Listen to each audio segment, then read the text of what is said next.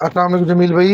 ये आपका इंक्यूबेटर निकाल दिया सर 60 एक्स वाला। इसमें 60 एक्स आएंगे बर्ड्स के और 18 एक्स आएंगे मुर्गी के सर।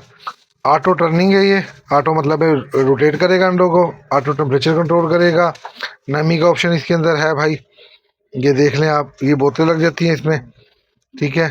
और इसके अलावा सर ये सारा सामान इसका देख लें, वापडा पे भी चलेगा ये और बैटरी पे भी चलेगा सर। ये आ गया। इसके अलावा सर 4 kg आपकी ऑप्टिचो आ गई सर, 50 ग्राम क्रॉप मिल्क है सर, 100 ग्राम न्यूट्रिकल है, एक रिंग कटर आ गया सर, कनौर के रिंग आ गए भाई, ये विनीगर आ गया आपका, 350 cc वाली सिरिंज आ गई सर, ये 4 स्पून है सर फीडिंग के लिए। इसमें ये आर्टिफिशियल एग आ गए हैं और ये छोटे पाइप आ गए हैं सर। ये सारा सामान आपको निकाल दिया है।